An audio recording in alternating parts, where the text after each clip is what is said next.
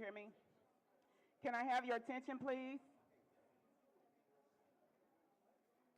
We're going to get this meeting started. I don't want to hold you all night. I know we've been working all day and tired, but this is a very important meeting, and so I really appreciate you all coming out tonight. But before we begin, I'm going to ask Mr. Downing, Keith Downing, to come up and lead us in prayer.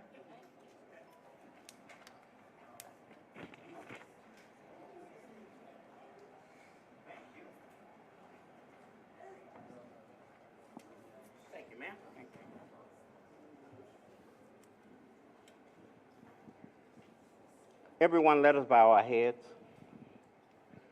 Holy Father, thank you for bringing us thus far by faith, leading in the Lord, trusting in your holy word, because you have not failed us yet. Dear Lord, we pray for everyone here. We pray for those that are on their way. We pray for this community, Lord. We pray for the health and wellness of its residents. We pray for those that will be speaking tonight.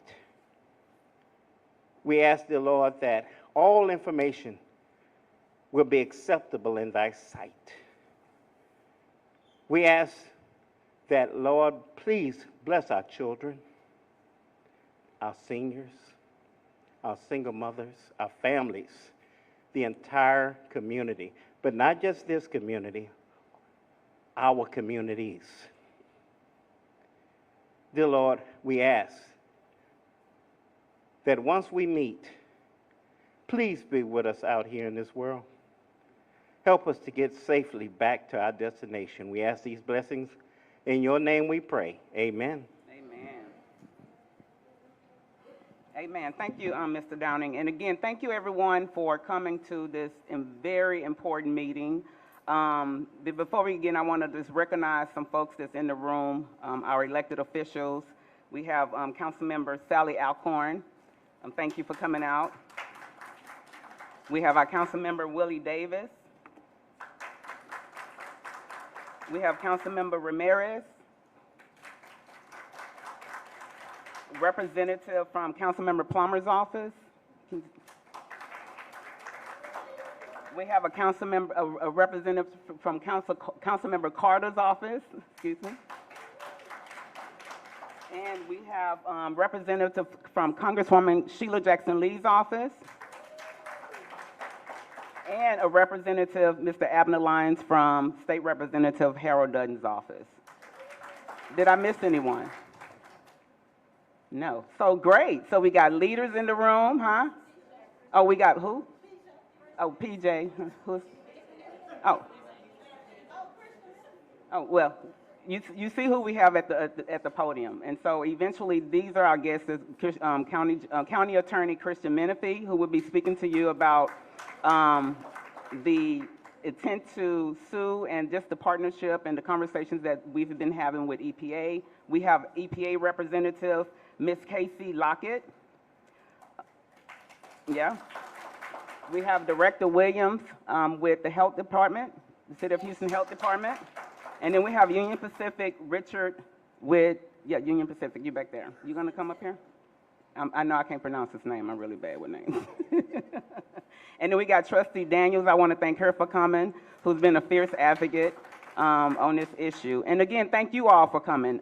The purpose of this meeting, it was very important to pull us together because over the past few weeks, months, there has been a lot of conversation about the council cluster in Fifth Ward.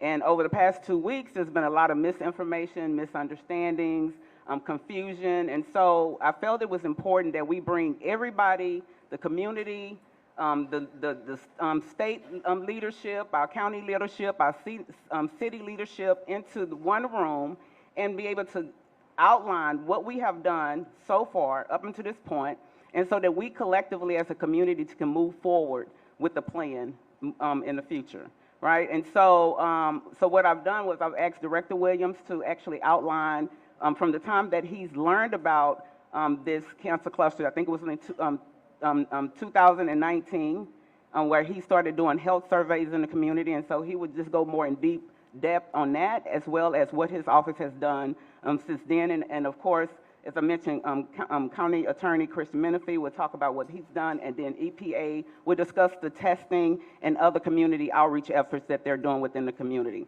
And so with that being said, I'm going to start off by handing the mic over to Attorney Christian Menifee so that you can just lay the groundwork on what you've done so far. Thank you.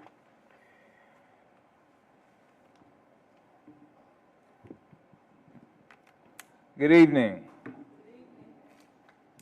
I'm Christian Menifee. I'm the county attorney. I want to start with just saying, look, this is awful, and I know it's awful, and I feel like too often elected officials, politicians aren't saying what you all know to be true, which is folks are suffering. I've been in the neighborhoods. I've walked the streets with folks. My family is from Fifth Ward. I know y'all are going through real stuff right now, so I want that to be acknowledged. And I want to thank the councilwoman for bringing us together here today. We're not, this is not a political meeting. We're here to talk about what's happened thus far, but really I'm here to listen.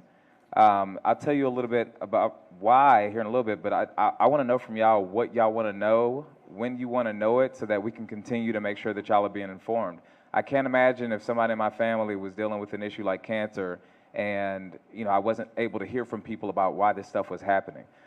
So I just want to say that I acknowledge what you're going through. I acknowledge that this is awful, and we're here to try to help be part of the solution. Kind of the latest saga of all this really got going in December of 2014. As you all know, here in the state of Texas, the State Environmental Regulatory Agency is called the TCEQ, right? This is the agency that approves permits for various types of facilities, and in 2014, a permit renewal application was submitted to the TCEQ by Union Pacific to renew its hazardous waste permit in a way that was going to also include a remediation plan. So remediation plan, this is the cleanup plan, right? In 2014, I think I was fresh out of law school, so I wasn't involved in any of this back then. But kind of the latest things really started to come to a head in 2020, right? The cancer cluster was designated, and you all, the folks in the community, had been knowing that something was wrong, saying that something was wrong for a long time, but your government wasn't listening to you. In 2021, you all, I'm sure, remember when we were knee-deep in COVID, there was a virtual meeting that was held by the TCEQ. It was followed by an in-person meeting that was held. And, those of us who attended saw so many community advocates, community fighters saying that they did not want the TCEQ to approve that cleanup plan. So what we did at the county was we started using county resources to join the fight of saying we didn't want the TCEQ to approve the cleanup plan. And our main issue was we didn't feel like the testing was sufficient, right? If you craft a cleanup plan based on incomplete data, based on not really knowing what is in the soil, how much is in the soil, where in the soil it is, then you're probably going to have a cleanup plan that doesn't work right? So what we did was start working to get the EPA involved. I think there's a lack of trust between the community and the TCEQ. I think there's a lack of trust between local government and the TCEQ. And so we wanted Washington to be involved because, let's be clear, if there was a cancer cluster in River Oaks, DC would care about it. Now, in 2022, there was an in-person meeting that the TCEQ hosted, and around that same time, Harris County filed comments, like in the official process, opposing the cleanup plan. Again, at this point, everybody's sending letters to the EPA, the city is sending letters, the county sending letters, trying to get the EPA to get in the game on this. In July 2022, we joined the city and a nonprofit, and we started to take action under a law called what we call RCRA. It's the Resource Conservation Recovery Act. The short of it is, this is a federal law, right, that allows local governments to file a lawsuit to try to force a cleanup of contamination, okay? But that law has steps you have to take before you can get to the courtroom. The first step you have to take is you have to file what is called like a notice with the EPA that you plan to sue, right? So you're telling the EPA, hey, there's a major problem in this neighborhood dealing with contamination, okay? We believe that this company is responsible and needs to clean it up, and we are giving you notice that we're trying to take legal action. Now, the way the law works is it allows the EPA to come in and take over that action so that whoever brought it, whether it be government or an individual, no longer takes it over. So our goal was always to get the EPA involved, right? You know, I'm a local government official. I love being in local government. We do not have the resources that the federal government has, okay? And I think that it was important for the EPA to be managing the process instead of the TCEQ because of that lack of trust that I talked about earlier. So our gold standard was DC, the White House, the EPA focused on what's going on here in Fifth Ward. So after we filed that, in February of 2023, the EPA announced that it had, in fact, started to get involved and was talking with Union Pacific, and that they had entered into, I'll spare you the jargon, but it's basically an administrative settlement to start the testing. Okay, here's why this is important. I think we have fantastic people who work in Harris County government and City of Houston government. This is going to be highly complex testing. I want the EPA managing the testing process, okay? And so the current status quo is, and you're going to hear from the EPA a little bit later, is the EPA is managing this process, okay? Under that law that I talked to you about earlier, the county and the city and the nonprofit we worked with, we can no longer file our lawsuit because, in effect, the EPA has taken the matter from us. That's how it works under federal law. And again, I think that this is a good thing. And so you're going to hear from the EPA a little bit later, but basically there are timelines now put in place, right, that have been agreed to by the EPA and Union Pacific. If UP does not meet those designated periods, they can be penalized by the EPA. So what I think you're going to hear from the EPA, and I don't want to speak for them, is that throughout the duration of this year, this is when all of the testing is going to happen, okay? And there's going to be deep testing and investigation so that from there, a cleanup plan that is satisfactory can be agreed to, okay? When we went through this whole process the last time with the TCQ, like many of the folks who were at that meeting, I see y'all here today. I remember y'all's faces. And y'all were adamant. We don't want this cleanup plan. We don't believe that you did the right amount of testing. We don't believe that this is going to fix the issues, right? So what this EPA process is designed to do is to force new testing that is going to be managed by the EPA, done by UP, but managed by the EPA, so that there can be a cleanup plan that is supported not just by the company, but by the feds, by local government, and by the community.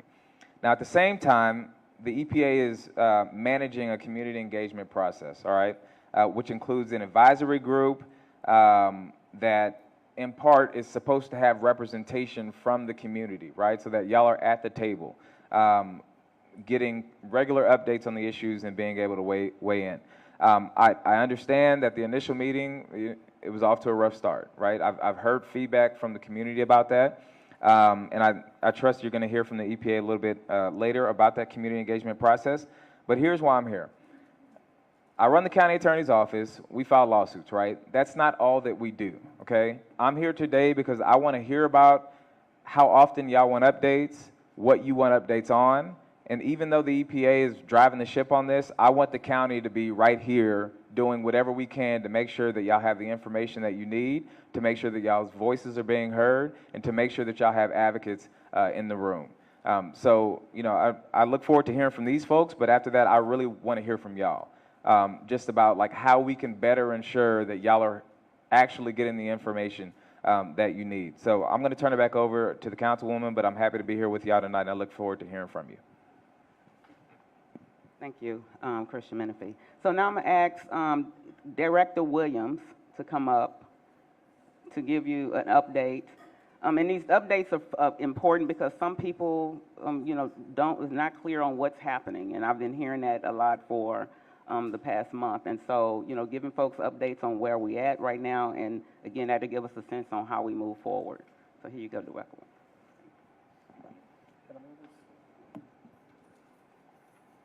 How y'all doing? This is going to take a while, and the reason is because she asked me to give you updates on what we've done. Huh? Actually, everyone has a handout on like the timeline. Okay. Okay. So she said all of y'all have an update on the timelines or whatever. So what I'll cover is what we know, what we don't know, and be available for questions later. Is that okay? Okay. We got involved, and I'm speaking from a Houston Health Department perspective, okay? We got involved with this in January of 2019, and basically in support of Lone Star Legal's aid, commenting on TCEQ's permit renewal that Mr. Menifee mentioned earlier. What we know, and this is from stuff that we've gathered from various sources. TCEQ documents up to 10 feet of creosote over time under 110 off-site parcels not discovered for decades. Creosote cannot be fully cleaned up. UPRR requested owners sign a restrictive covenant agreeing not to use groundwater for $100,000. This covenant is a step required by TCEQ to let UPRR leave the contamination in place off-site with little to no action. TCEQ is no longer allowing the little to no action option. City has records of complaints from residents dating back to 1970, including overflows of creosote into the community, creosote fire in a ditch, vinyl chloride measured at extremely toxic levels for a short period, site unfenced, creosote lagoon served as a play area for children. And this is information that we also confirm with residents that have been living there for a long time. Historical records of waste from other Superfund sites delivered to the site to extend the creosote. We do have the manifests of this transfer to the site. Retired Texas Air Control Board engineer, later consultant Jim Tarr, gave us use of the records, and right now we're determining whether or not we want to get him to provide a formal affidavit verifying the validity of the transfer documents that we have in our possession. The on-site asphalt cap over creosote on-site regularly breaches available to contaminant rainfall runoff. This is also being confirmed by the community. Initially, there were a number of questions that the community asked, and what we did from a health department's perspective is really test some of those assumptions. We responded to data gaps the community was worried about with analysis. Drinking water safe, whether or not the drinking water was safe, whether there's some evidence of contamination in the storm sewer. We found no vapors coming up from the groundwater. Dioxin was found in every surface soil sample near the site falling off from the distance, which means the further you get from the distance, the less that we've found. The variable house to house as contaminated was distributed with the flooding. This is what we're assuming, that because we're finding variations even on some parcels, the area has flooded, and so therefore we believe that's a result. And all of you know this, but this is just part of what we're saying we know. The State Health Department has found 6 kinds of cancer clustered in census tract around the site, dropping off with the distance from the site. Cancers known to be linked to the chemicals found at the site. That is why these cancer types were chosen, because they're linked to the chemicals that were actually found on the site. The likelihood of finding 6 cancer clusters in one area by chance is essentially 0. This is the highest number of cancer clusters in one area recorded in Texas. This is factual. Dioxin in the soil can be removed. Remove a few feet of soil and replace with clean fill, but creosote cannot. Since creosote is not sending up vapors, there's low risk of contained exposure from the groundwater. And I just happened to be out in the community today actually observing the vapor sampling being done. And this is important. Cleanup occurs to what EPA considers a safe level because economically and logistically, soil cannot be cleaned to 0. The safe levels does not account for risk from past exposure or that the residents have been developing and suffering from cancers for decades. The safe level is applied generically across the U.S. regardless of current health conditions of the community or risks from other sources as a predictor of the future. EPA is moving toward changing their approach to something called cumulative impact. The EPA's Local Government Advisory Council defines cumulative impact as the totality of exposures, public health and/or environmental effects in a geographical area to combinations of chemicals and non-chemical stressors and their effect on health, well-being, and quality of life concerns. That means what they're looking at and their predictors are usually based on 30-year-old healthy folks rather than considering the health of people that are in a given neighborhood. The way EPA evaluates risk, they will only be able to use data collected today and project the probability of contracting cancer after the exposure to that level for 30 years in the future. They do not have the ability to account for past exposure and or the fact that the community already has cancer. It is unlikely that EPA required expanding testing will prove causation to cancer. The way we describe that, because as a health department, we've done testing for dioxin, and what you find is what appears to be like a checkerboard. Our assumption is that they'll find more of the same, but causation is likely to be proven. What we don't know, we know the exposure occurred over decades, but do not know the levels throughout that time to the extent necessary to prove causation to cancer. We don't know other areas of soil dioxin contamination outside of the investigation area or pockets within the investigation because the contamination have moved during flooding. We don't know the extent of dioxin in the homes, but feel that it must be significant to be able to find it in dust in the attics. We did some sampling of certain households' attics, and we did find dioxin dust. And so our assumption is that it is likely to be in some of the homes. If Dr. Persh would say, sitting here, he would say, if it's in the attic, it's likely to be in carpets and other things. And basically, you have all of this, right? Yeah. You have the activities that we've been involved in regarding the expanded testing of dioxin, the attic dioxin samples or whatever. And what we've been trying to do is to really stay in touch with what the community was requesting. And we have our own advisory council from the city's perspective that's been meeting in this room. And what we've been doing to date, and we haven't had a meeting in several months, but we've been updating people on what we saw and actually getting advice from the folks that are sitting around that table when we present certain information. That's all we know right now. Thank you, Director Williams. And based upon this information that, elected officials, city council members received from Director Williams, the health department, that was one of the reasons why the previous administration wanted to move forward with a relocation of folks who want to get out of the area. It's a voluntarily relocation plan. It's not we're not telling you to move, but because this history that we know about, we know people are dying. Trustee Daniels, you brought it to my attention back in 2014. We know that letters were signed. We know that Impact has been working on this for quite some time. Many of you, we've got Ms. Joetta, we got Mr. Keith Downing.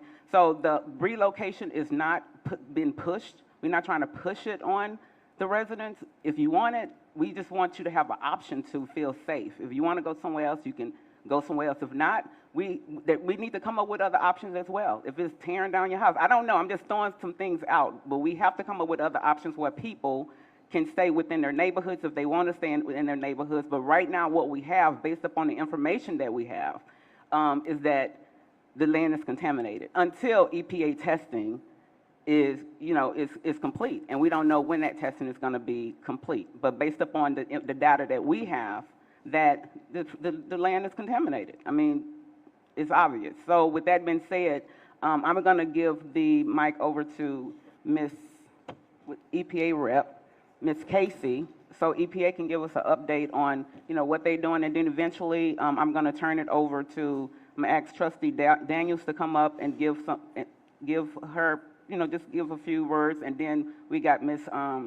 Sandra. I want to give give you an opportunity to give a few words, and then we'll just open it up to the community because we want to know what you want. I need to know what you want. If we're going to fight for relocation, hey, let's fight for it for those who want to relocate. If not, then let's, help us know what we need to organize for. With that being said, here you go.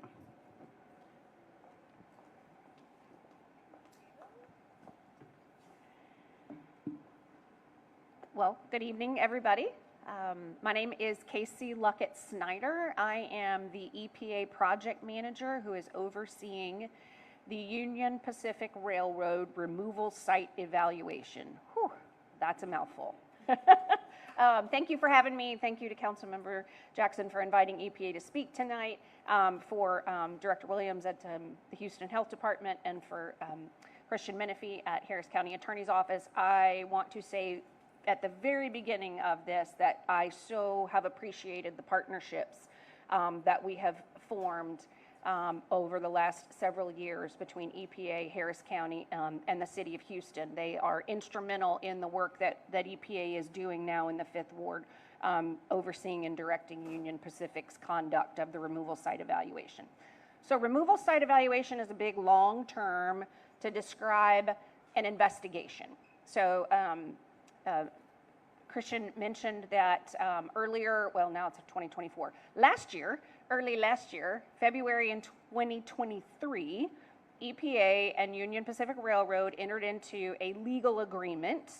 Under that legal agreement, EPA is directing and overseeing Union Pacific's conduct of an investigation into contamination from the former creosote operation. It's called Houston Wood Preserving Works site. It's called the UPRR site. It's called the former wood treater. It's called all kinds of things. It is a former creosote operation that was owned and operated by Southern Pacific for many, many, many years. It treated ties, right? They're in the railroad business. Union Pacific acquired Southern Pacific, and so they required the responsibility for that site. So you'll hear it referred to numerous different ways. It's all the same place. And EPA is overseeing and directing Union Pacific to conduct sampling. You'll hear that called testing too. To conduct sampling in the neighborhood around the former creosote site so we can figure out the extent of contamination related to that former creosote site in the neighborhood. So that is the big picture. Christian spoke about TCEQ pretty extensively and the renewal of the RCRA hazardous waste permit. So let me just make sure everybody understands. TCEQ is still going to be responsible with EPA oversight for approving a cleanup plan to address the cleanup of the former creosote operation property, of that property itself. The work EPA is doing is we are looking at the neighborhood. We're looking at off-site contamination that may have migrated from the site into the neighborhood. TCEQ's cleanup plan will also address the contaminated groundwater. So there's a well-documented creosote-contaminated groundwater plume that extends north of the site into the neighborhood. That cleanup plan that will go through the permit process and will, with comments from the public and from Harris County and all kinds of folks, will address those two areas.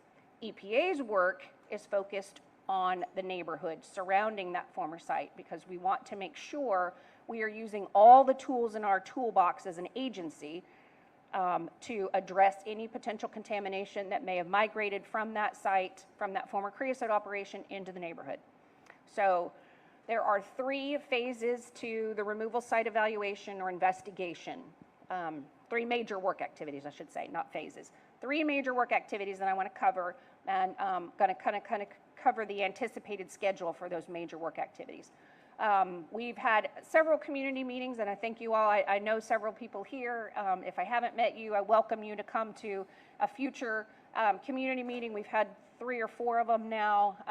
I also host availability sessions right here in this building every month or every other month or so to make sure that EPA is available to you all to answer your questions, to talk to you, to hear your concerns. So please, next time you hear about an EPA availability session, please come meet us. I have 2 colleagues here with me tonight, Adam Weiss and Olivia Balandran. We are the three of us are here for the meeting tonight and also for the meeting tomorrow night, which is the formation of the Community Advisory Group. It has been a bit of a rocky start. Tomorrow will be it. Tomorrow there will be an election. It's right here, same place, same time tomorrow. There will be an election of members for the Community Advisory Group. This is a group that is formed by the community. These members will be elected by the community. There will be representatives from the 5th Ward, from Denver Harbor, and from Kashmir Gardens. That meeting is here tomorrow night at 6:30, so I welcome you to please come back if your schedule permits and participate in the formation of the Community Advisory Group. That Community Advisory Group is a vehicle and an instrument for communication between EPA and the broader community. So if you have interest in that, and I hope you do, please come back tomorrow night. Back to the 3 major work activities and where we are on those. So the first major work activity is the vapor intrusion investigation. So at the last community meeting that EPA hosted late October, boy, we spent almost an hour talking about what is vapor intrusion. It's kind of complicated. I had a bunch of slides. I'm not going to get into all that right now. I'm going to just sum it up and say vapor intrusion is the potential for that creosote contaminated groundwater to impact people's air. The air inside your house, the air inside your schools, the air inside your churches, the air inside the grocery store. So it's the potential that contamination from that contaminated groundwater plume could be impacting the air inside buildings that are situated over that contaminated groundwater plume. So we have been working very closely with our partners, as I said, Harris County, City of Houston, TCEQ, and Union Pacific to negotiate plans. You have to put together really comprehensive and thorough plans, as Christian said. EPA is directing and overseeing this investigation, and it's complicated. It has taken longer than I would have liked, but I am confident that the plans we have developed for all 3 of these activities make it the most thorough and complete investigation that this community deserves, to get the answers and the information you deserve and the data and information we need to make decisions about public health and cleanup. So the vapor intrusion investigation is ongoing. That sampling started in early November and should be concluded, the first part of it should be concluded in February. Now, vapor intrusion is very complex and complicated. There will be, so it's not the end of it when I say February, it's the end of the first part. There will be some additional seasonal sampling in the summer because the potential for that contamination to migrate from the groundwater can be impacted by the seasons, by the temperature. So we'll be doing some additional sampling in the summer. And then there could be other phases to the vapor intrusion investigation. The first phase, the very first thing you look at when you think about vapor intrusion and you want to evaluate it is you take samples of groundwater. So that's part of this investigation. We are sampling groundwater and overseeing Union Pacific's conduct of that sampling. We're sampling what's called soil gas. So that's the little tiny pockets of air in between the little tiny pockets of, or little tiny dirt particles. We're sampling those tiny pockets of air at 4 feet depth. And the air will tell us what we find in the air. The contaminants that we find in the air will tell us if the contamination from the groundwater is basically migrating upward and could eventually impact the air in people's homes, churches, schools, that kind of thing. We'll also be doing sewer sampling. So sanitary sampling and storm sewer sampling. So all 3 of those are basically phase 1 of the vapor intrusion investigation. We'll get all of that sampling done, we'll get all of that data back, and if contamination's found that exceeds EPA's levels, we'll go to phase 2. Phase 2 is what we call sub-slab sampling. That's where we actually can sample the slab under people's homes to see if that contaminated air is collecting inside the concrete.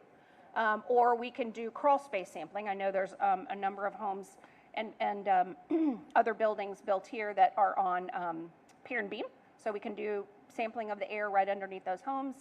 Again, get all that sampling done, you get that data back, you look at it, you see what it tells you, and then if you need to, we can direct Union Pacific with EPA oversight to do indoor air sampling.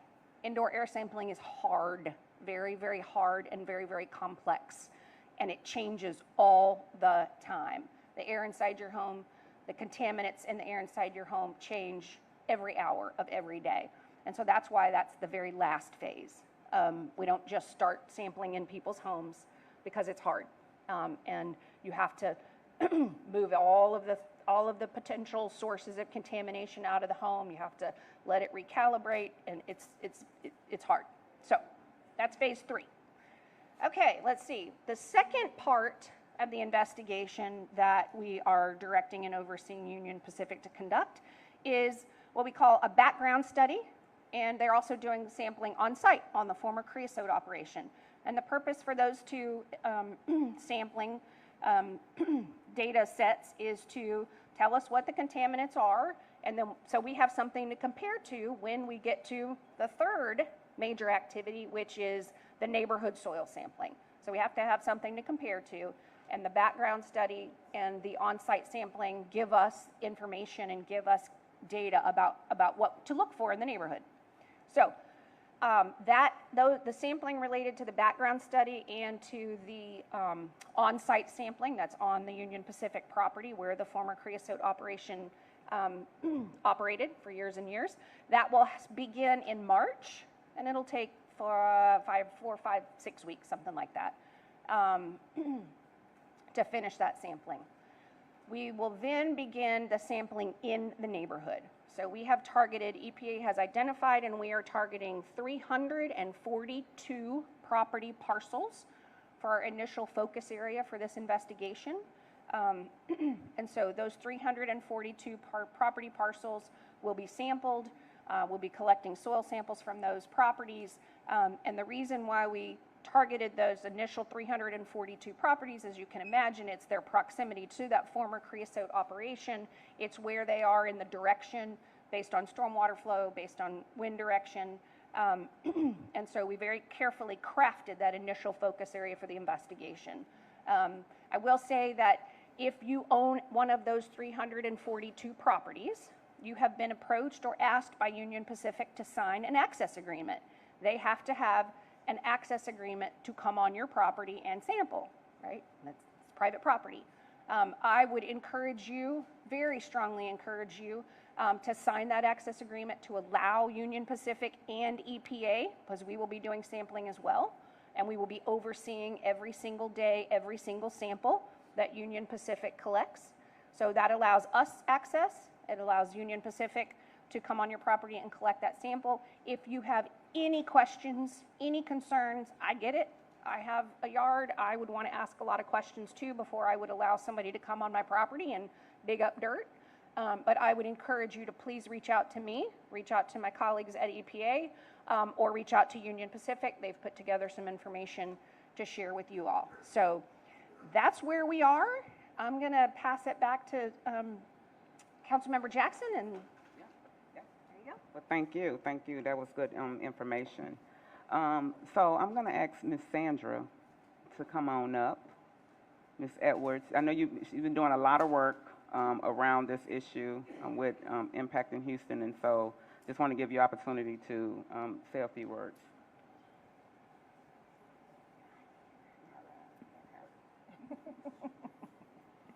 Good evening, everyone.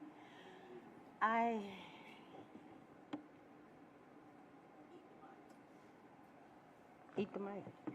Eat the mic. Okay. I'm in a lot of pain, y'all. I'm sorry. Well, one of the things we were saying when we didn't understand we didn't understand y'all plan because we didn't know y'all plan because y'all didn't know y'all plan, first of all. But we are all learning together. And if I did anything to bash any of y'all thinking about this relocation, I'm sorry. But we still have questions and still have things we didn't understand. It wasn't on your end. It was on the end that, oh, okay. We still have questions, and the questions are still on the table. It's not, You can't answer the questions yet because y'all haven't gotten to that part yet in the situation, and those are the questions that we have. It wasn't that I was trying to make it like y'all wasn't working on it. We all talked about this for years, a decade, well, going on a decade. We have been talking about this over and over and over till we blew. But the questions that we have, y'all can't answer yet. That's the problem. And I'm going to speak personally. I'm not going to talk about the residents that I have talked to. Me. I'm going to go on me. I'm not going to take the relocation. I had my first child in that house. I was born in that house. Even though it has repairs and everything, how many times can y'all call 311 or look it up? Have we had cops come on our street? I can answer that. I'm the last one called the cops because I was getting attacked by dogs. Okay. We don't have issues. We don't get a lot of flooding except from Harvey. We have good things happening on our area while I'm not leaving. So my proposal was, I don't see it being hard. I know it's not on the table yet, but I'm putting it out there so y'all can put on the table. Drag my yard, bring me some dirt, rebuild my house, let me shut up and sit down. I mean, I might not shut up, but I will sit down a little bit because I'm going to fight for my community. They deserve this, and they deserve to be heard. And the voices that can't be heard, I want to speak for you because it needs to be heard. A lot of them on here want the relocation. They're like, I'm fed up. I'm ready to go. I applaud them, but I just got back. And I mean, you know, to take care of my parents, they gone, and I done lived all over. You know where I found happiness? Back at that little shack I'm at. My sugar shack is what I call it. This is where happiness is. This is where I can go to sleep at night. I don't have to worry about nothing. If I don't lock my door, I'm good. How many people could say that in y'all area? Not too many. I answer for you. But I am comfortable there. And I can't see me. I'm half of 100. I'm going to go take this relocation. I got this $200,000 beautiful house. I got a fool next door and a fool next door and a fool behind me. When I'm going to get some sleep because I'm dealing with fools. I don't want that. I don't want the new house if it comes with bitterness and all this here. I'm happy where I'm at. Make me whole. That's all I'm asking. Make me whole because we have never been whole since Union Pacific ran their trains through there. TECQ is not on our side. They work against us. They have permits to put in place to kill us. They are murderers. In my book, they are killing because if you give somebody a permit to open a batch plant across the street from a hospital, you killing us. You don't care about us. So I want to stay there so I can continue to fight for my rights, for my people. And I don't know about everybody else, but this is just me and my feelings right now. And I'm hurting, so it might sound a little arrogant with it. I'm sorry, but I'm not sorry. I just want y'all to know that we have a voice, we have rights. And if we don't exercise them, we might as well shut up and sit down and let everybody keep coming and taking from us because that's what's been happening. And y'all the first ones doing a plan for us to help us and put something in place. I want to be a part of that too. I want to be a part of y'all doing this. But I want y'all to listen to what we want instead of coming trying to tell us what we need. That's all I want is us to come together. You doing it. This is our meeting with the community. Ask us what else we want, and y'all take it back, and y'all get to the table and figure it out. We don't want to be on the menu no more. We want to be at the table to read the menu. I do, because I like steak and potatoes. Thank you, Ms. Edwards. And that's what it's about. Some people might not want to leave, some people might want to leave, and that's what we want to hear from the constituents that live in that particular area on what do you want to do. And that way we as council members, I know we have quite a few of our council members still in here, we know what we have to advocate for, you know, coming up with other options. You know, that's the whole thing. Right now, relocation is just the only option right now. However, we are trying to come up with other options for folks that want to stay in this neighborhood, want to stay where they, you know, grew up, where they have the memories. And so I understand that and I respect that. I respect it. Trustee Daniels, can you come up? Please, thank you. And then we're going to open it up. We're going to open. Okay, you got numbers? Okay, okay. Here.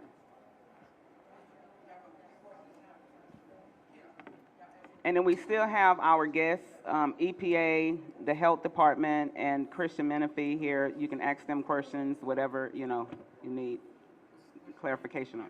You can, I'm just giving you the mic and you can talk about your experience. Okay. I think I heard people say about the question and answer, so I think that, are you going to open it back up for question and answer? Okay. Okay, thank you. Good evening, everyone. A lot of you all I've spoken to over the years, and thank you all for coming out this short notice. I was making some notes as we were talking. Thank you, Councilmember Jackson.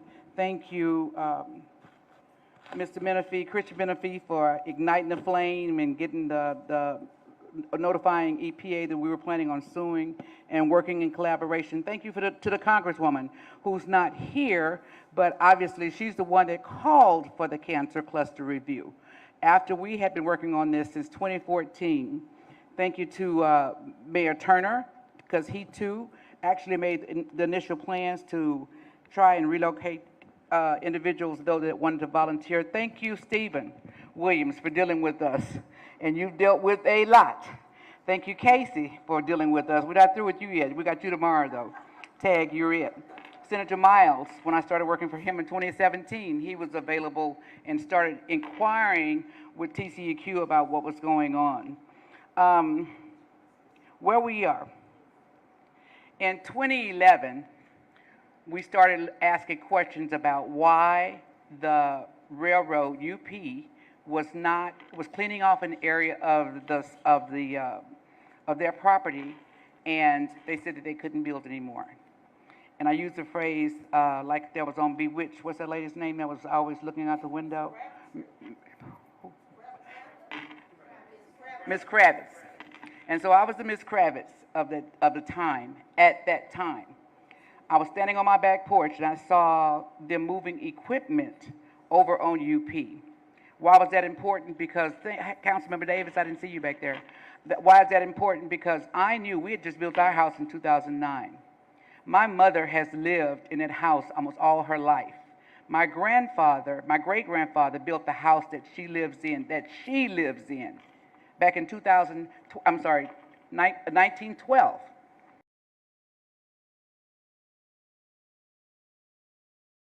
Grew up, my mother and her siblings is over 100 years old. Her house was one of the ones that was sampled, the attic samplings, and there was contamination found in the attic. Back then, a lot of y'all don't remember, we used to burn our trash in the backyard. So it's all kinds of residual toxins that's in that trash, in that landfill.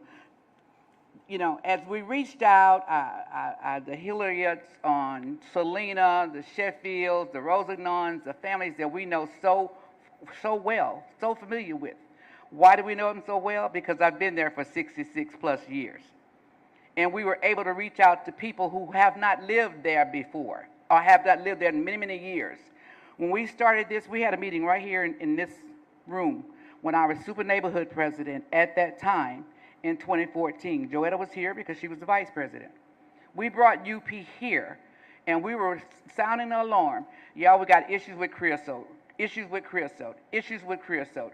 Why? Because building our house in 2009, this is my third home that I built, and I have never lived in a place where I had to change my air filter so frequently. I have never lived in a place where I had red contaminated dirt on my car. So yeah, I know I'm breathing this in. I don't know about y'all, but I'm starting to have allergy issues that I never had before. I know I'm getting older and it comes with that. My husband has bone cancer right now, and it doesn't run in his family. A lot of times they say cancer's hereditary. It's in his bones. He just moved back here when we got married in 2009. And it's a painful, painful cancer. Let me explain that to you. Let me tell you that. It's very debilitating. I want people to understand, had we not been sounding the alarm, we wouldn't be here today. We would not be sitting in here today. Because a lot of people that have jumped on the bandwagon about this creosote are not concerned with the people that live all along that rail line. It's more than just phase 1, 2, and 3. It's more than just a plume. The areas that were identified, my brother, I don't know if Joe is here, Big Joe, but I see Keith is here. But the areas that we identified as being the pit, half these people didn't know what the hell a pit was. More than half of y'all in here didn't know what the pit was. We knew what it was because we lived a block from it. And some of you all say you know where it is. You don't know where it is. We know where it is. We live it. Some people say that they played in it in the creosote in the ditches. Some of y'all didn't even have ditches. We had ditches. Some of you all said that you did crawfish and stuff. My folks from Louisiana, so we did crawfish. We caught crawfish and cooked them on Crisco cans. So when I talk about all that, I'm saying that to say this. We don't want to let a few individuals discourage the opportunity for other people, be it phase 1, phase 2, or phase 3, to have the option to move out or not. Like I said, this is my third home, so I understand home ownership. I understand paying house note, paying homeowners insurance, paying flood insurance. I understand that because we've done it for so long. My mother's property is still there. It's not inherited property. We still have to pay those bills. When they started talking about the relocation, that was one of the things that I suggested that some of the ones that were talking about moving concern themselves with. How are you going to, if you're not used to paying a mortgage, if you're not used to paying insurance, if you're not used to paying flood insurance, you can't just get up and go. But more importantly, this is almost January 31st tomorrow. If you haven't paid your taxes, you've got the tax situation. Some people don't even know that they can still file for homestead exemptions. So the taxes are going to be ridiculous. Some people's properties are in grandma's name still because they didn't get it changed from Big Mama to the current owner. They're going to have to pay Harris County Appraisal District. So let's not just limit it to an area identified as a plume that UP identified as a plume. And I see Richard back there. I was at, when they offered the restrictive covenants, a lot of the people in those areas identified as the plumes took those restrictive covenants. We didn't. And when they offered them, they were at our church, Greater Truvine. And I asked people, please don't take that money. Please don't take that $500 to $1,000 for a property. I asked them not to, knowing that if UP is offering you this, then with the concerns of people dying is much bigger than that. But people stood in line. I understand. I do. I understand why people took it. So please don't think I'm snubbing you for that. But it wasn't the time. And that was just really basically acknowledgement that there's a problem. And the plume then was like 60-some properties. And I kept raising Cain and said, it's more than that.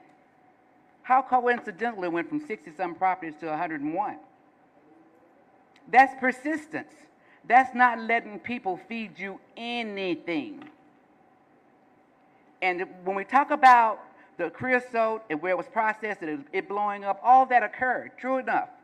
But what you have to realize, and I say it over and over and over again, Christian, imagine this. Every time they processed those logs, they placed them on cashmere.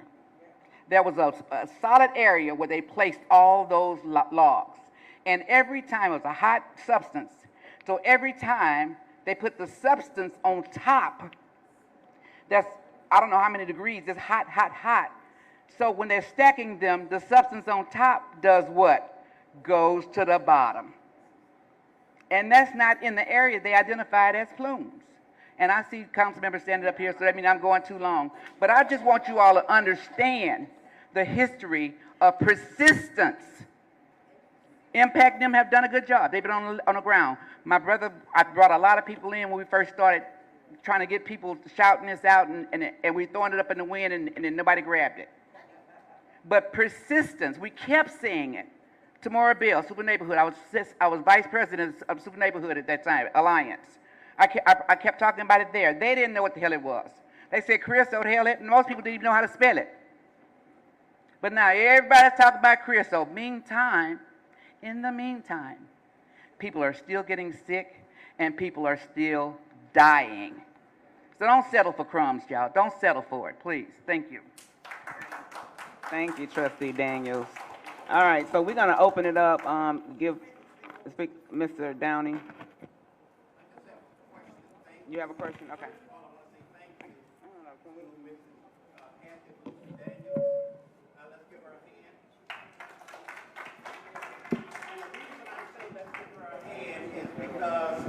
she sounded the alarm over a decade ago that this was a problem. I have a question.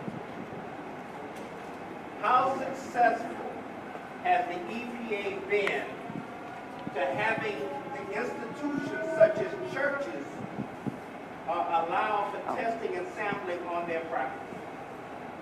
Has that been a problem? Well, Mr. Daddy, you already know the answer to that because we reached out to you for help. We have had a lot of difficulty in engaging with the churches who own one of those, more than one of those 342 properties I mentioned.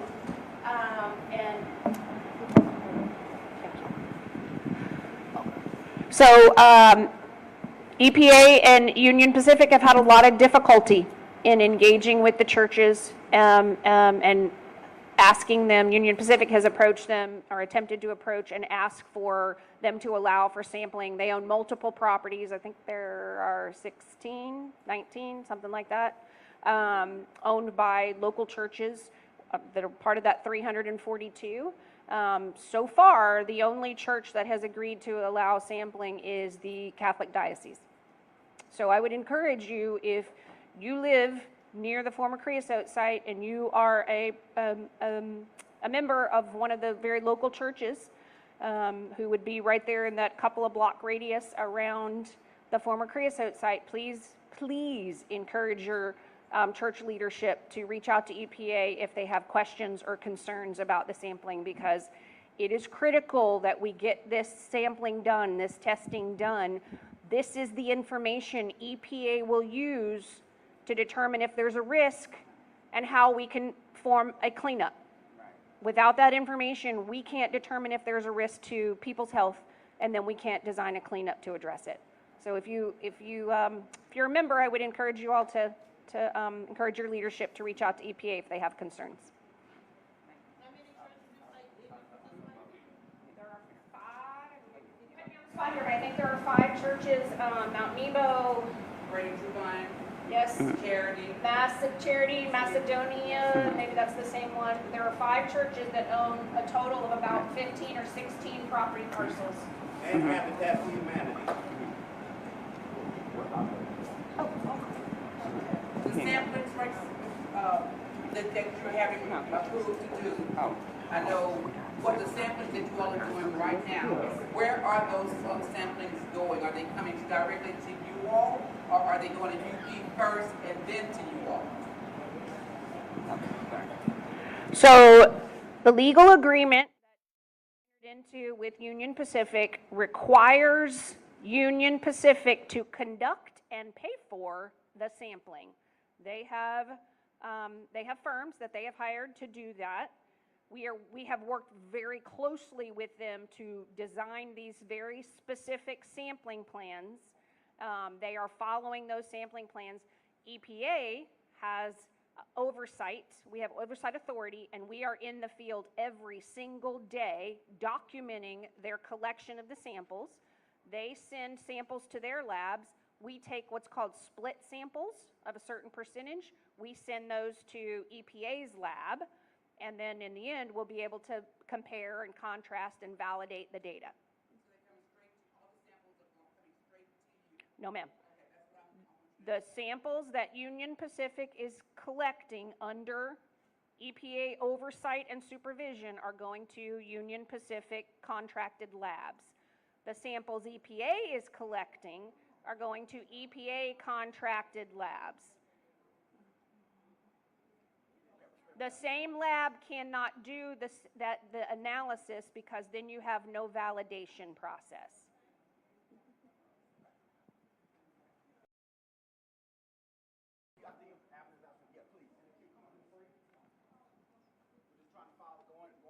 And then I know we have the rep from Union Pacific here. Mr. Richard, did you guys want to come? Thank y'all. You want to come up? Y'all know I don't call his last name. How y'all doing tonight? First of all, I want to thank the pioneers that came before me, that have died and gone on to heaven. I just want to let y'all know that the last 3 years I've been fighting for my life from from one thing to another one. You know, pancreatitis, prostate cancer, choleoscopy. I just came out the hospital last week. And I'm just fighting and wondering where all this stuff come from.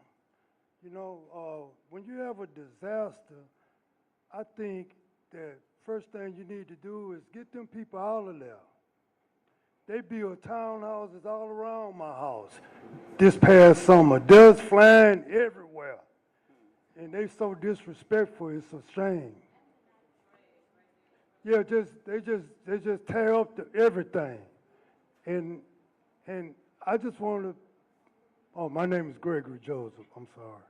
But I just wanted to let y'all know that I'm fighting for my life, man. I don't know where this stuff come from. It don't run in my family. That's all I want to say. No, thank you for sharing that. Yeah.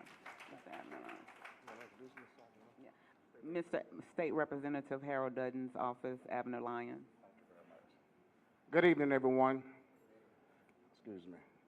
On behalf of State Representative Dutton, he asked me to share a few words with you all because he grew up in Fifth Ward and he cares about what's happening. But we didn't come to talk about the past because we've already heard all that stuff. We're done with the past. We want to support the 2 to 5 million, is that right? 2 to 5 million? Okay, nobody want to confirm that. But what we don't support is more black folks leaving our communities. So the solution that Representative Dutton proposed, because if you're going to give us 2 to 5 million to relocate in another area, you have your Fifth Ward CRC building 20 homes right behind Lowndes Unity Baptist Church. Am I wrong or right? Can somebody from Fifth Ward agree with me? So if you got $5 million, $2 million, y'all talk back to me. If you got $2 million, you give them $250 a piece, that's 20 homes, right? Cash money that you can relocate them people. No, these are my, watch this, you guys. These are the suggestions that we're going to give back to this council member because she's worked so hard. You got the churches, vacant property that you can propose the same opportunities. You also have people that are building homes right now in your community that own property that can build homes. So people are not relocated to another community. Because relocation, like she was saying, is just not good for the soul. You got Robbins Landing. I know you told me to sit down, but you got Robbins Landings that are building affordable homes that they can give that $5 million to $2 million and pay cash for them homes so those individuals are not stuck with a mortgage. You got Northwest Side. They're building affordable homes, $170,000 in East Houston that those individuals can go to. So all I'm saying is, on behalf of State Representative Dutton, we're willing to work with the city, the county, or whoever it is to, watch this. I'm going to leave you guys my business card. You're more than welcome to talk with me because I'm about solutions. Anybody know me? I don't believe in sitting on the dock of the bay and wasting time. I believe in solutions. So right now, you got Fifth Ward CRC, one of your largest developers, and Perez, who one of the largest, on more property in this community than anybody. If these folks cannot help you here in Fifth Ward, like you just said, young man, then we will have a problem, and people will have to relocate. So that's all I want to say, and thank you. Thank you.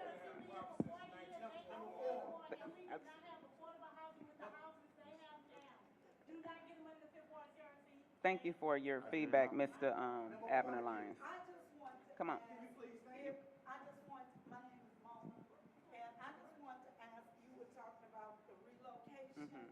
somebody wants to relocate, what happens to their land if they decide to relocate? So right now, if they would go into a contract with the city of Houston, and so the land would actually be turned over to the city, and that's the information that I received, that it would be city land. But Mary, you want to come on? So Mary, come on up. Mary's going to explain that part.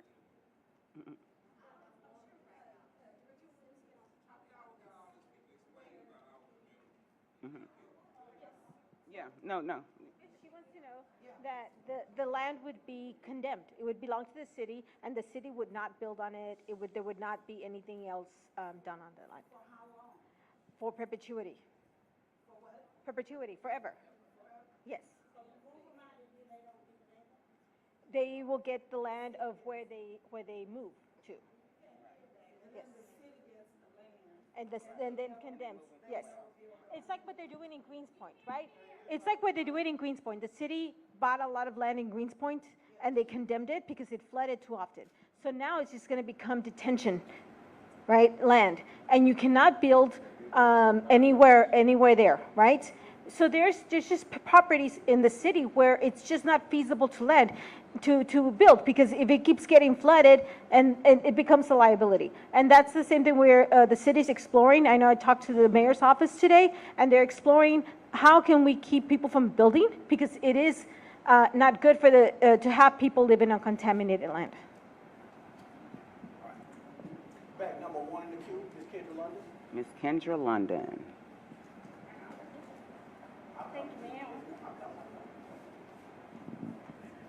Good evening.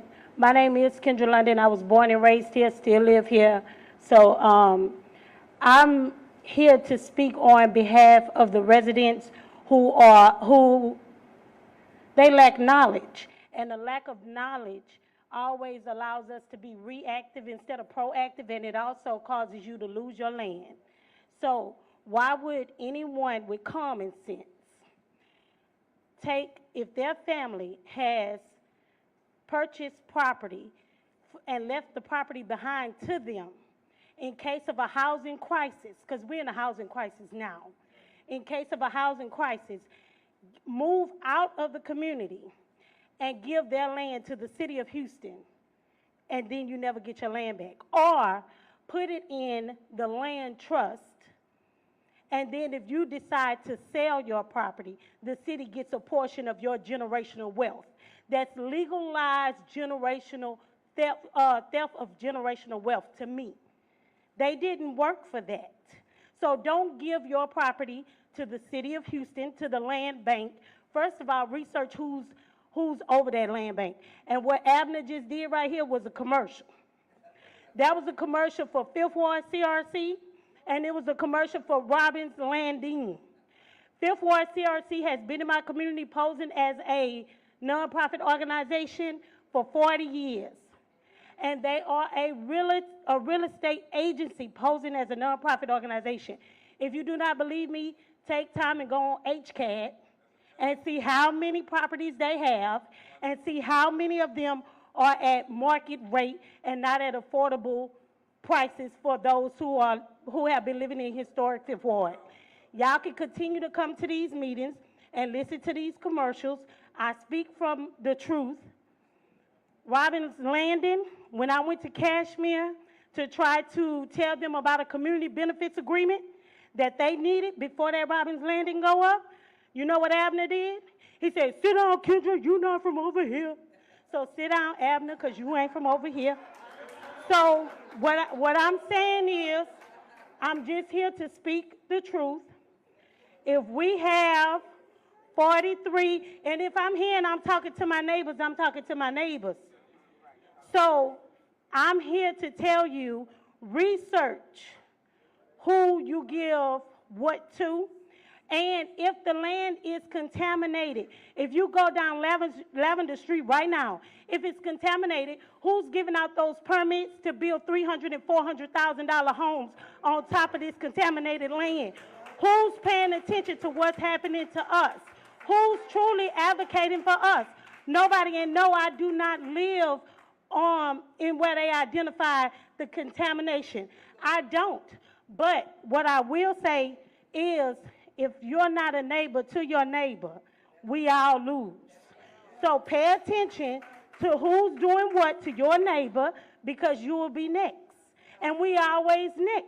And every time we have brought up creosote, displacement, because we're being displaced. So every time we brought up displacement, nobody thought it was an issue. Nobody saw it as a concern.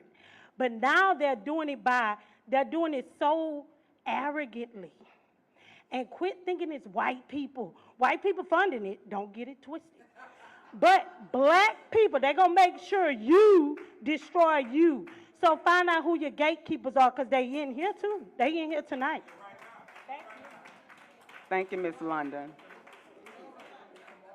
Ms. Bell, do y'all have some, Kendra, did you have a question for them? No? No? No question? No, you just had a statement? Yeah.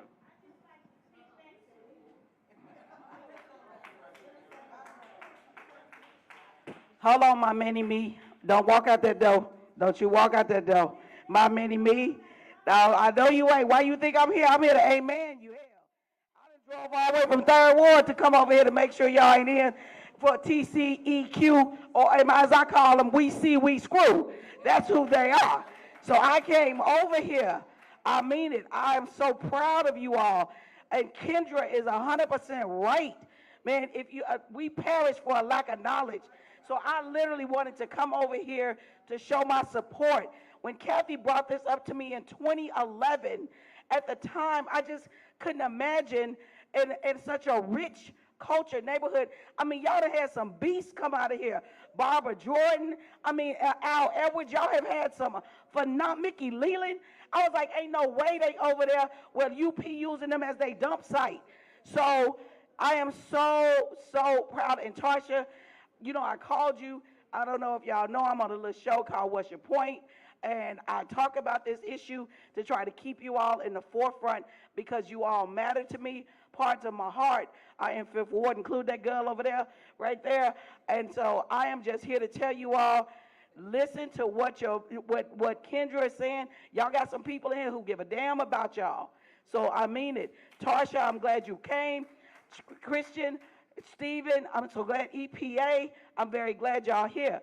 Now, I done heard some stuff I ain't like, but I'm going to say that for the show, and then I'm going to really go off right now, so I'm going to end it. But I just want to thank you all for showing up, because if you don't come up and show up for yourself, people going to show out on y'all. Thank you. Thank you. Number 3.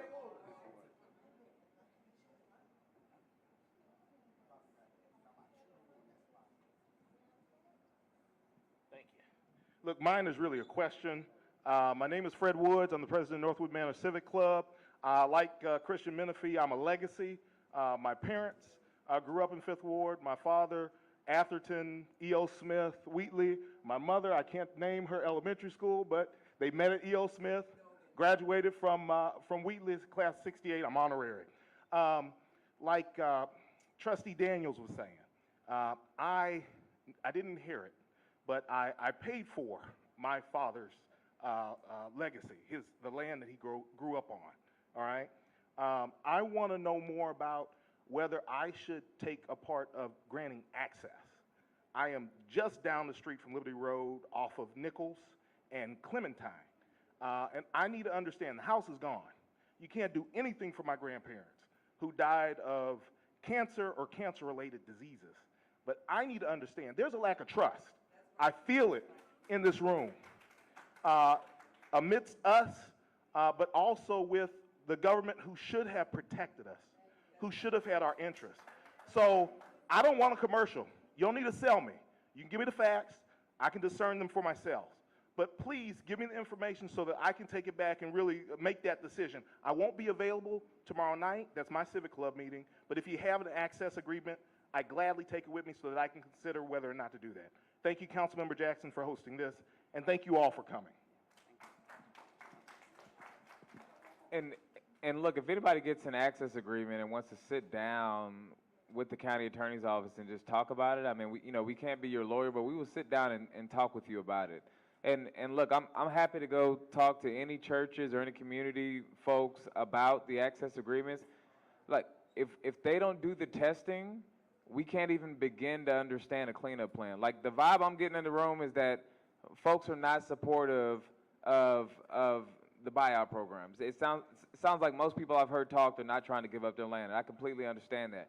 So if you plan to stay here, I want you to be safe and healthy, and we can't get there unless this testing happens. Like, it very much needs to happen. So if you get an access agreement, or if you just want to talk to somebody about other people coming on your land to take soil, I am happy to either I or one of my lawyers will sit down with you and talk about it. Thank you. Yes, please, allow them to get on your property so that we can get this testing done. Okay, Ms. Oh, thank you, Council Lady Jackson, and thank all of the representatives from the various organizations and all of the hard work and the citizenry, and we need all the support in this community that we can get. As I was trying to generalize what I've been hearing tonight, because it seems now that after all of these years, that we now have two solutions, prospective solutions. One is the buyout of the STRAC team. And so my question to you, has that team been organized? The buyout STRAC team, has it been organized? No, and who's saying yes? Who's on it? So that's one of the persons who's on it?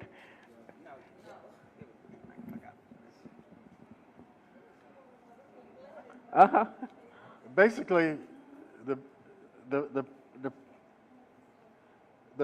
what we're looking at is actually hiring a couple of organizations to walk people through this process. First, it's really, the way that I describe it is like a case management process because, oh, really? I told, we need portable mics. Tell them to buy them, okay? What I was explaining is that basically we're looking at engaging an organization to talk to individuals that are interested in this because it's not just making a decision. You have to look at your individual situation to determine whether or not this is appropriate for you. When I went through and talked about what we know about this deal, it wasn't to convince you one way or the other. I think individual families or individuals have to make decisions for themselves, whether it's related to buyout or whether it's related to staying there. But the question about whether or not you should provide access to your property is yes, you should, because you want to know exactly what you're dealing with on your own property or the parcel that you own. That will give us a better understanding of what the situation is. Only thing we have available to us now is the result of the testing that the health department has done. And we did that in order to ensure that we got the engagement and involvement of EPA. It was not comprehensive. What the expanded sampling is more comprehensive. So we will know exactly what's on those properties that will actually be tested. And yes, and thank you so much. And I guess it was Councilmember. Thank you. Yeah. Thank you. That question was asked because you start with the program is what the citizens can do right now. As I see in all of this discussion, we've been testing for maybe 15 years now, you know, but now this is offered to us as a stopgap method of those people who do not want to wait any longer until all of the testing is in. This is a stopgap method that we can utilize in order to see those people who want to go now can utilize. But first of all, you got to tell us what the team is. Where do we go? And then it says on here that the team should then promulgate a plan for us to be able to utilize that plan. And that's what he's saying. You got to qualify for it, but you got to tell us what the qualifications are. Right. So somebody needs to have a program set up, just like you say, where people can go in, pick up a form, see what the qualifications are, and then see if they qualify, and then they can take it or leave it. Right. Okay. Yeah. If they don't take it, and they leave it, then we're back with the EPA. And that's what we've been doing, testing and testing and testing, over and over. And I don't know, and I cannot tell from the information given us now, is how near or far we are from being told that something needs to be done.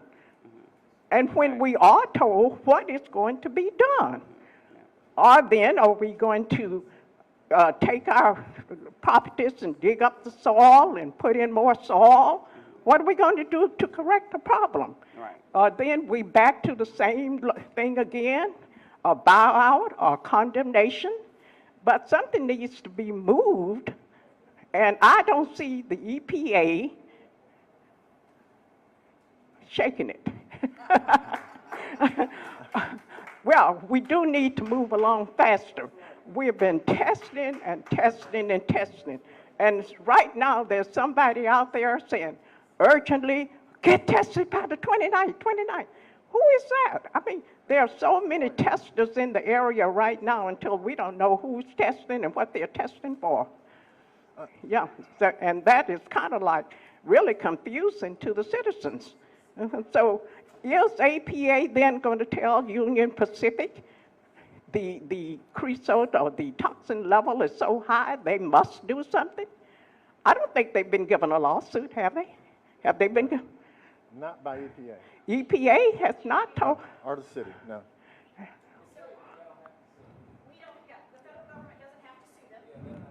They don't have to. We don't have to sue them and compel them to investigate and clean up. Well, clean up. We do not. So we have entered into a legal agreement, a settlement agreement. That requires them, as Christian said earlier, requires them legally with risk of penalty if they do not complete the investigation under EPA's direction, and then if they do not move forward with additional actions that EPA determines are necessary to protect human health and the environment. So now EPA, has there been any limits to when they should be finished with this? Yes, so we will finish the sampling.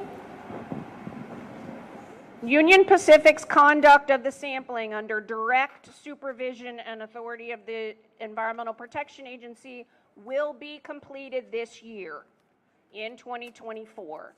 The information that we get from the sampling, testing, whatever you want to call it, that's the information, the data that EPA will use to determine whether or not there is a risk. And Christian talked about, or no, I think Director Williams talked about risk, but whether or not there's a potential there that it could impact your health. If there are certain levels that EPA has established, very conservative levels, and we will move forward with cleanup actions. Yeah. And then also, as you mentioned about the team that, the plan. So the issue right now is the item that was on the agenda to vote on, that was gonna actually cover the cost of a team to go out and do one-on-ones with individuals that want to participate in the program. So right now, the item is on delay until our mayor do his due diligence and understand more about this whole process and things that have moved forward. And then from there, we would determine if we're going to move forward with using those dollars to help people, whoever want to relocate, because it's optional. It's not. Nobody is putting pressure on people to relocate. This is a voluntarily, item. And so therefore, right now it's on hold until, and this meeting right here is going to actually inform how we move forward. And I really appreciate the feedback and the conversations that we've had so far. So, yeah. Okay. In the area. Go ahead. In terms of being eligible. In terms of eligibility, we're first looking at the parcels that are over the plume itself. We're concerned about a broader area, but initially we're only looking at the plume. With the expanded testing that's focused on dioxins and other toxins, that will give us a more accurate picture of what we need to do. One of the things that I think that I didn't emphasize a lot is, and Casey mentioned it, it is possible to clean up dioxin. And she mentioned a conservative level. It's a matter of actually removing the soil that's contaminated and replacing it with clean soil. So there are other options available other than just relocation, Right. if we're concerned with dioxin. So The reason that we have been focused on the relocation is because we had various meetings. That's what people asked for. They asked for two main things. One was options for relocation. The other was some support for health care. And so it's not like we pulled this out of thin air. This is the feedback we got. Oh, sorry. I'm Joetta Stevenson, and I'm the president of the Greater Fifth Ward Super Neighborhood. And what I'm hearing here tonight, I'm getting a lot of, I'm hearing mixed signals. I'm hearing mixed information. I do know that a couple of months ago, members of the Super Neighborhood went to City Hall because the day before you could actually go to speak before City Hall, I got a call like 3 hours before the deadline to even sign up to speak.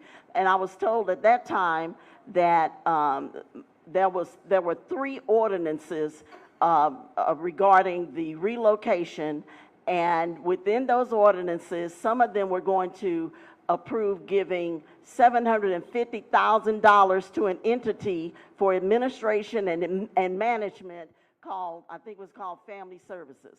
So we went there like, who are they? That's like $750,000 out of that $5 million. And they also allocated, going to give $350,000 to the Community Land Trust for administration and management. So the other day, last week, or I think it was last week, last Tuesday, once again, we get a surprise call that Fifth Ward is on the agenda. And or I get a call saying, you need to go to HTV right now because the mayor's talking and he's talking about Fifth Ward. So at this point, I find out that during the meeting, that there was a recommendation to give $2 million to the Houston Land Bank. We got $5 million originally, right? So all of these entities that's been giving, that they're doling out money to, and the only explanation is administration and management, you can kind of miss me with, because I don't know what those details are, and the devil is always in the details. So when I'm hearing now for the very first time, Councilwoman is saying that they're going to have, that money is for people to go and knock on doors and to sit and I guess counsel folks, I guess, or give them more details about what's going on with relocation. It's the first I heard of it. We're getting so many mixed messages that is confusing. When Kathy was up here talking about, you know, she's bought houses. She knows all about the different terminology.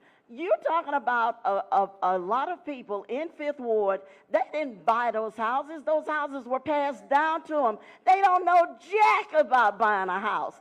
So that's why their numbers of people that saying, I want to move, are so low. And I mean under 10. It is low. And they're low because people are scared, because historically, we know what it's like to get our land stolen. We know that. It's because I keep asking, you need to tell people what that Community Land Trust does. You need to tell us, if somebody get involved with that, how do they pass that down to their heirs?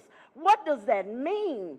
They're offering $250,000 houses, but guess what? Them taxes go whoop them upside the head. So some of that $5 million, is that going to go to help pay for those taxes that they've never had to pay in their entire lives? They're scared. So that's why you're not going to get them to say, oh, yeah, I want to relocate. They might be thinking of it, but they ain't going to jump off the river off that cliff. You need to teach people. I need people to stop saying you need to do this and you need to tell them what it's like, and you need to give them the real deal. When Attorney Menifee was sitting there saying, I will explain to you about those agreements. I will explain it to you. That sounds like music to my ears, because there's a lot of, you know how many agreements people have had to sign? They not only sign them for private attorneys, they're signing them for UP, they're signing them for EPA. What's about 3 agreements? That's why some of them are like, get off my land, I don't want you to do something. Those private attorneys just say no to everybody. Right. They got us running around like this.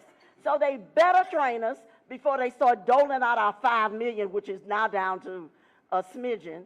They better tell us what all of these terms mean. They better explain in detail, plain speak, what it means to pay taxes on a house that's worth $250, $250,000 when you grew up in a house that was worth 60. Thank you, Ms. Joetta. Mary's gonna just break some down. I really appreciate that. Yeah. So there's been 4 council actions, 4 items that have been brought up to council. The first was just the 5 million, the broad, allowing the mayor to move forward. Okay, we're going to appropriate $5 million to this effort, right? And then it was now we're doling out the 5 million. So the land trust, the Family Houston is going to be that person that holds people's hands and explains to them that, because we understand that people need a lot of information. This is a scary thing we're asking people to do, right? So the Houston family is going to provide those services, not just about do you want to relocate, but what happens if you relocate? How do you pay for your taxes? How do you pay for utilities? Like, they really want to be holistic about it's a major thing, right? Because you're used to paying so much in electricity in this house, so much in the water. If you move, what is going to be the impact, not just to your taxes, but to your bills, right? So the Houston family is going to hold people's hands through that process. And then there is the land trust, because taxes are a thing, right? So the land trust is an option. All of these are options. They want to give people options. So if you go with the land trust, the land will belong to the land trust, right? And the taxes will be lower because you don't have to pay taxes on that land.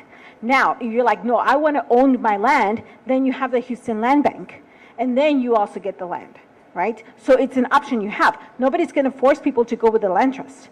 So you have that choice. And all of this is a choice. If you want to stay in your land, you get to stay there, right? Is there something else we can do? That's why we're here, to explore, can we remediate the soil and make the property safe for you? But I know I was at the last meeting that we had with the TCEQ, right, where people were asking for help and immediate relief, and the most immediate relief is relocation. And I think that's what the mayor was reacting to, when Mayor Turner, when he decided to do this buyout program, because it was very, I know I was, if you were there, you were touched by what people were saying. They were like, we're dying. We need to move out now. And so Mayor Turner acted on that. And yeah, it was towards the very end of his administration. And so if it feels rushed, I think he just felt he had to do something before he left office, right? And No, thank you, Mary. And what I'm hearing is folks still, they're not clear on what this whole plan is, and feel rushed, and you want to be in your neighborhoods. You don't want to leave out of your neighborhoods. And so this is the whole point of having this conversation, so that we as council members, we have quite a few of the council members that was here, and there's probably, we have some that left, so that we can know how to proceed. If y'all don't want it, I'm not going to fight for a relocation plan at the end of the day. I'm not going to fight for it. I just know that some people wanted to relocate. I know people were saying folks were dying. I mean, I was part of these meetings. I was at Wheelie when Aaron Brockovich came down. So my thing is, you guys said that you wanted to relocate. And so a plan was set up. If you don't want it, we're not forcing it on you. We're not forcing it on. So what I'm saying is, if we want to slow down and like really come up with the plan before the plan, so that you can really understand what the land bank is, what land trust is, and all this. Let's do it. I don't have a problem with that. But I'm just going off of what the community, see, we talk to individuals. Every individual have something that they want.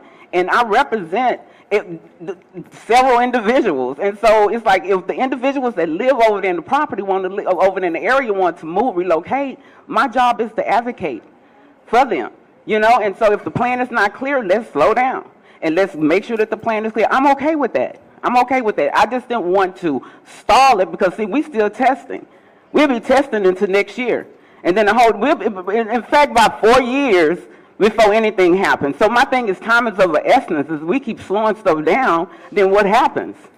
So at the end of the day, I'm listening to you, what you want, and if you want it to slow down, I have no problem with that. The mayor's looking into The mayor's looking into, you know, the whole program and coming up with his solutions and, you know, his recommendations. And then we'll just take it one day at a time moving forward. But I think it's important that we all come together and we're here on the same page because we got new council members.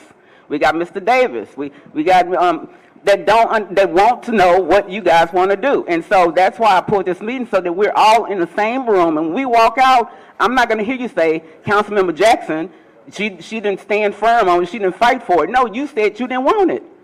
You said, well, you said, look, slow it down. So we're going to slow it down.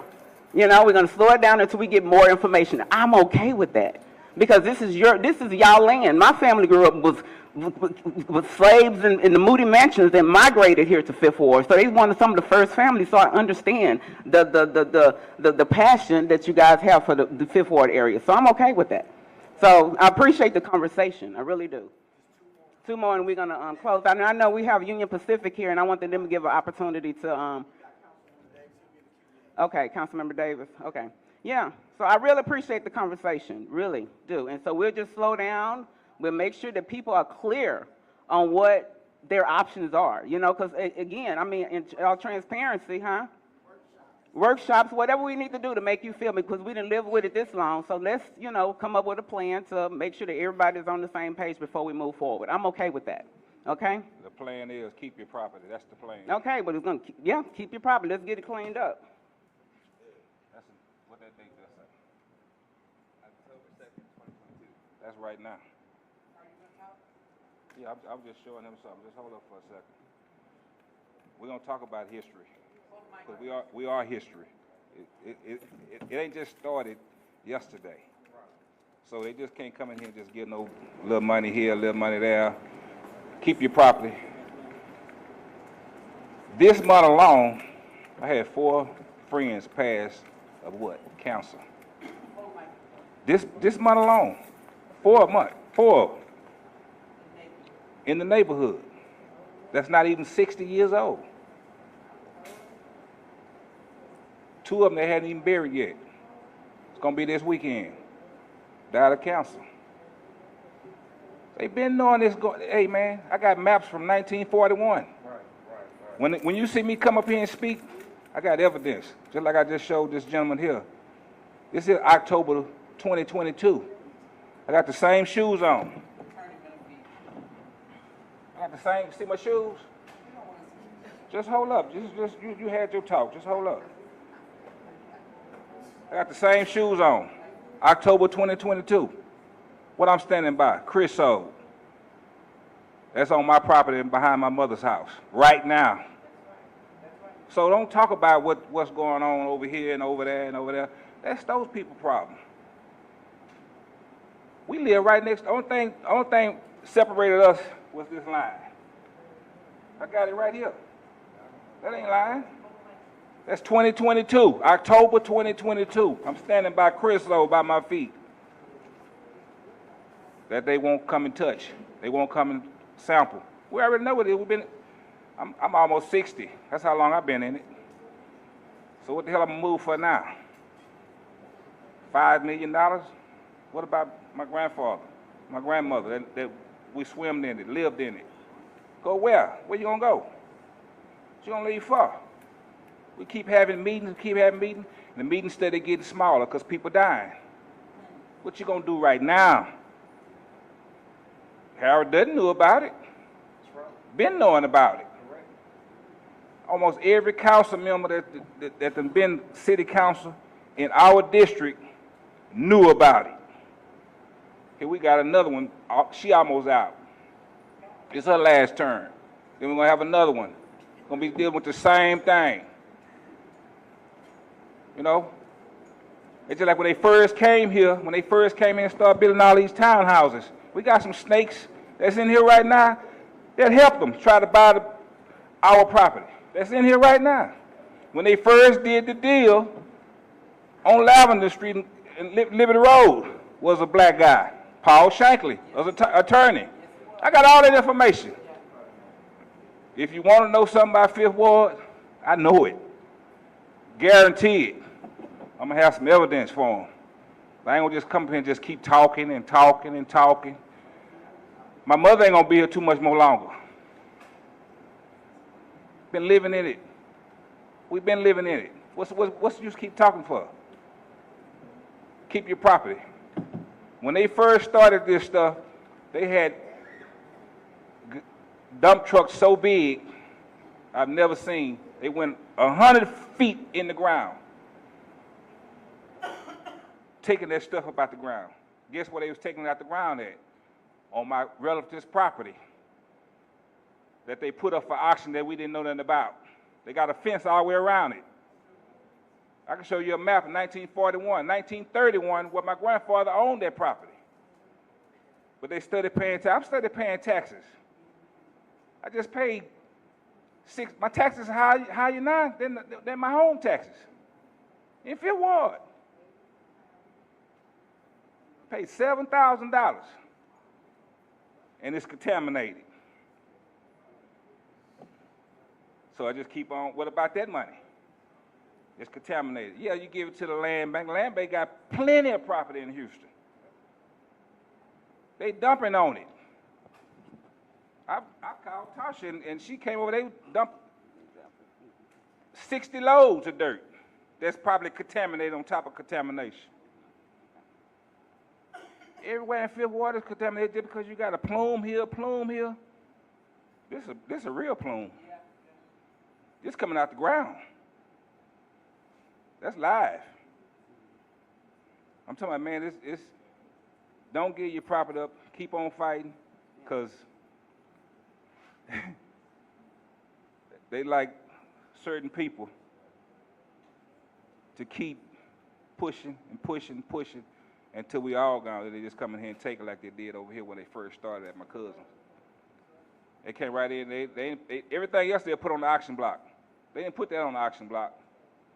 It's a fence around it, all the way around it, all the way behind my mama's house, all the way around my property. It's a fence. That's where they started digging. That's where the overflow from the creosote was, right here. I can show you pictures, and you can look from the. All right, thank you, Mr. From what Joe. you call it, and it's all black. Thank you, Mr. Joe. We really appreciate Keep your property. your comments. Yeah, appreciate it, Mr. And just and guys, just respectfully for time, please. If we this is very sensitive. We just want to just respect. We had two more in the queue. Councilmember, if you can let this young lady go first, thank you so much. Okay. Yes, ma'am. You've been waiting. Thank you so much. Come on. We got two more in queue. We do. Who is? We just got one more. Her and then we'll get. I'm not going to stay long because my allergies is tearing me up. But I just want to say, if you want to relocate people, relocate them and sit down with them and let them know how much income they able to work with. Just don't relocate them like they say. Some of them are scared of moving because most of the people in Fifth Ward are getting a disability check or some type of check, and they can only live on what they're receiving now. That don't put them in a strain. They got a lot of food banks that people do get food from, but they have no big income, no big check coming in, Social Security every month. You need to get with that person, sit down with them, and determine what house will we get. And this will cover your income that's coming in that will not stress you out and will be able to take care of your kids.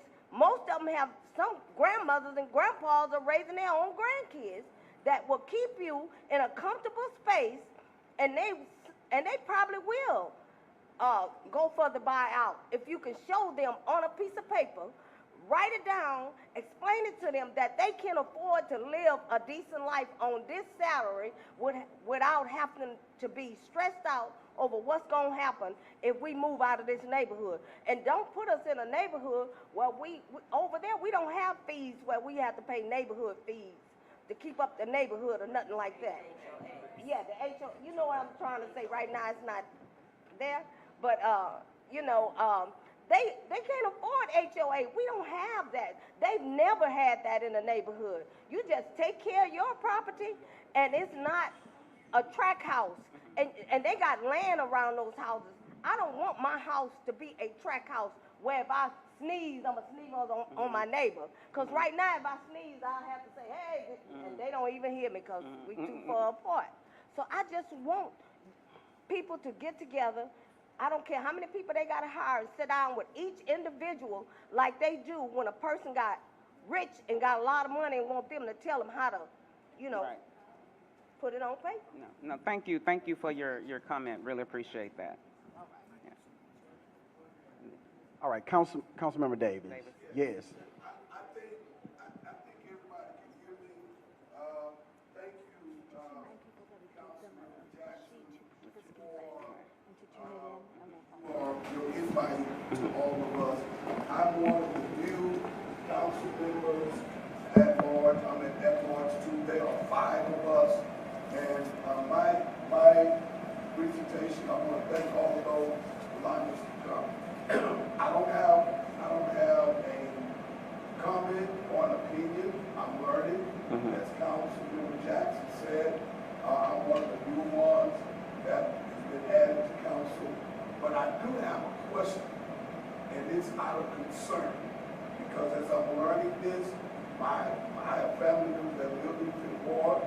I was born and raised in the 3rd Ward, but my family, my uncle and aunt, the Davises, Howard and Billy Davis, live in the very community you're talking about. But here's my question to the EPA. I heard the explanation between Union Pacific and the EPA.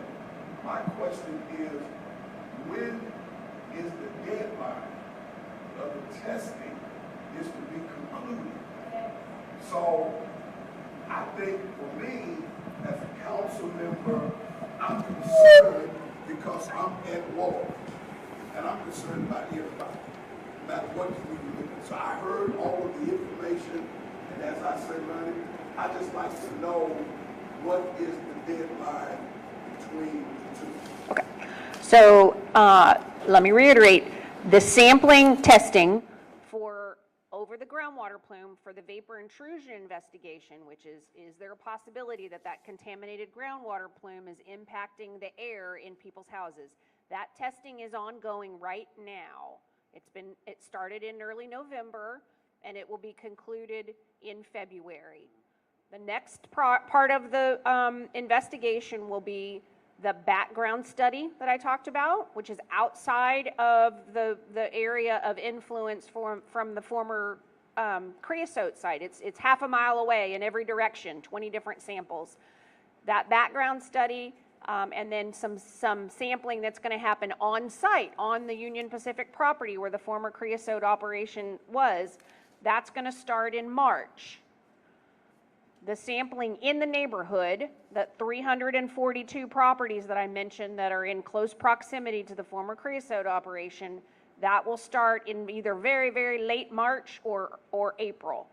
That will conclude over the summer, probably July-ish, maybe early August. So 342 properties is a lot of properties to sample, if you can imagine. So that's a lot of work. And the information we get back from this first phase of the vapor intrusion investigation will help us to know if we need to do more, right? So sampling is all about, you get information back, you look at it, you see what it tells you, and then you figure out, do I need to investigate further? Do I need to do more, or does this answer my questions? Does this provide the information I need? So I can't tell you there's an absolute drop-dead deadline, because sampling and testing is an iterative process. We've identified an initial focus area for all of this sampling. It may be that once we get all that information back, my questions are answered, your questions are answered, and EPA has the information we need to make decisions. But we may not, and we may need to do more investigation. So I hope that answers your question. Thank you. And we have the rep from Union Pacific here that he can probably shed some light on, because I know you guys are doing testing as well. And so, like what you got going on out there. Thank you, Councilmember.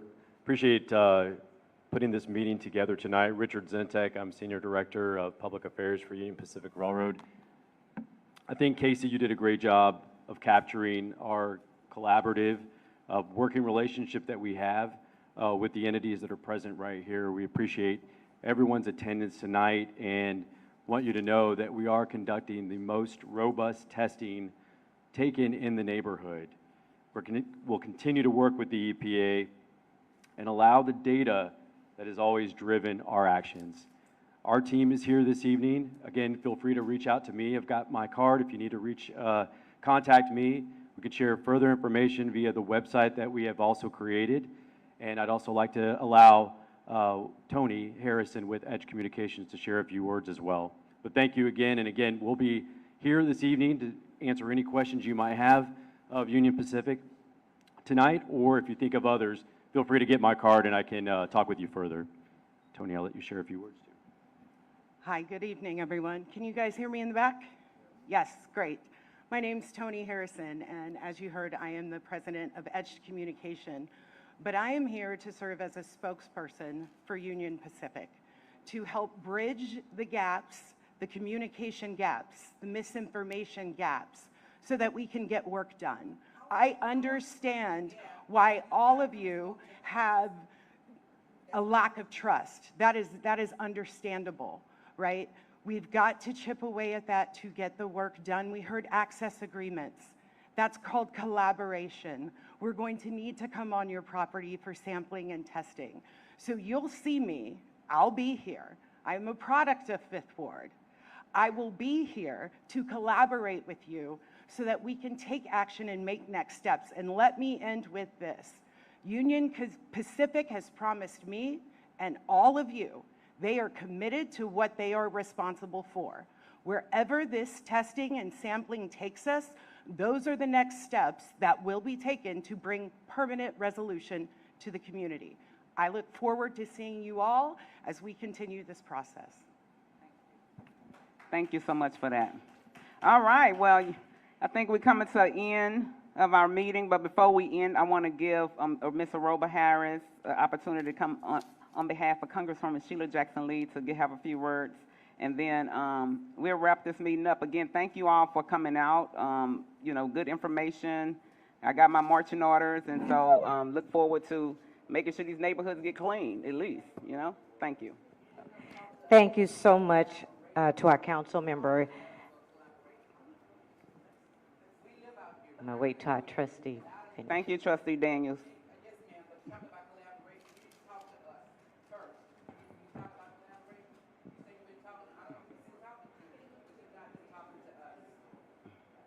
All right, so very quickly, the time has been well spent. I want to bring you greetings on behalf of Congresswoman Sheila Jackson Lee, and our Congresswoman is in Washington, D.C. as Congress is in session, but certainly she has been a part of the efforts that have been ongoing since the beginning. And I am here today to say that she is looking forward to continue to stand with you and thank the community, commend the community for coming out, for showing up, and for expressing your concerns and having your voice heard. So on behalf of Congresswoman Sheila Jackson Lee, thank you so much to the community for standing up for your community. And thank you again to our council member, Tarsha Jackson. Thank you to our county attorney, Menifee, to Director Williams, and then to Ms. Luckett as well. But most of all to the community, and that the Congresswoman is looking forward to working with each and every one of you on the next steps. And so as we work through the next steps, it's going to take all of us working together. So the Congresswoman is looking forward to working in partnership with the City of Houston, with the county, with EPA, with UP, and of course with the entire community. So thank you again on behalf of Congresswoman Sheila Jackson Lee. Thank you, and I too want to thank Ms. Luckett and Director Williams and Christian Menifee for showing up on short notice. I really appreciate you coming out and sharing this information with our constituents. So again, thank you all. Y'all have a blessed night and be safe. Thank you.